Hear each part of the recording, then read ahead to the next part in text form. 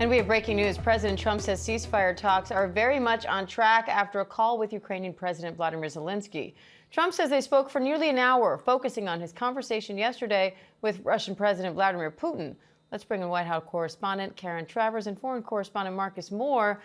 Karen, what's the latest on this call between Trump and Zelenskyy?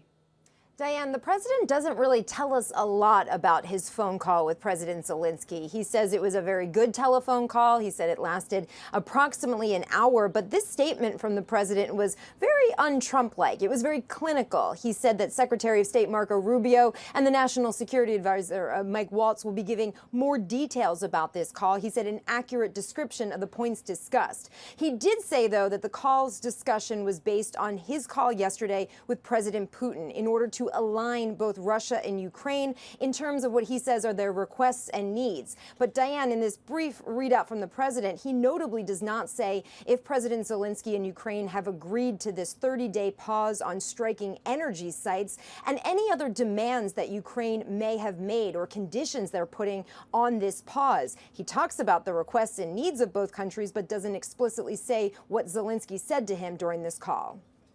Marcus, Putin agreed to a 30-day halt on energy facility strikes yesterday, but after more attacks overnight, Zelenskyy claimed Russia's not serious about a ceasefire. So what kind of assurances is each side looking for right now? Well, certainly President Zelenskyy will be looking for security guarantees and a full ceasefire, not just a limited one on energy infrastructure. We're talking about all strikes of all kinds coming to an end. That would certainly be what President Zelenskyy has asked President Trump for in this, now we understand, an hour-long phone call between the two.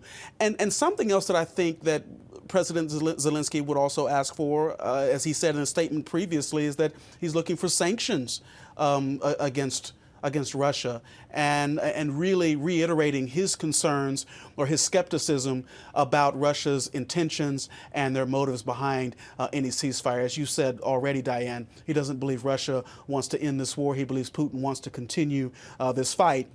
And it's also one of the reasons why in this call I anticipated that President Zelenskyy really is in a difficult position, knowing that he needs support from the U.S. to continue to put up an effective fight. And if that support isn't coming from the U.S., he'll certainly need it from the Europeans. But at this point, based on what we have heard from sources in Ukraine with the president's office, all indications are that this meeting has gone well, and as we heard from President Trump in his most recent post, that things do seem to be on track at this point. So, Marcus, what's the latest on the fighting now? The fighting continues. We heard from Ukraine's Air Force that Russia launched 145 drones into Ukraine. A number of those, several dozen, were intercepted, but others did land, and there were numerous targets hit, including some infrastructure, according to Ukrainian officials. At the same time, Diane, Ukraine has been continuing to bring the fight to Russia, launching its own drones at Russian targets. Russia's defense ministry saying that they were able to intercept many of those. But when you put all of this together, there's a real sense that based on what we've seen today, the fighting is still intense, and there's no sign that it will end soon. But there is perhaps some optimism that there could be some movement towards at least a discussion about a potential ceasefire, but it hasn't happened yet. And Karen, Trump says Secretary of State Marco Rubio and National Security Advisor Mike Waltz will be giving more details on this new call with Zelenskyy soon. What are you watching for in that update?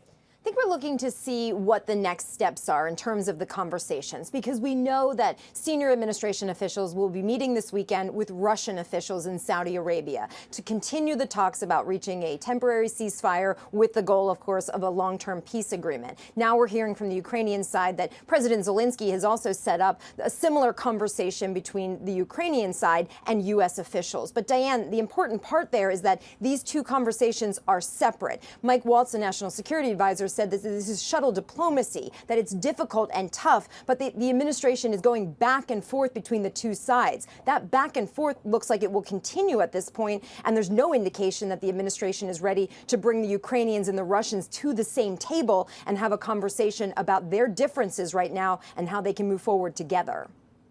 All right, Karen Travers, Marcus Moore, thank you.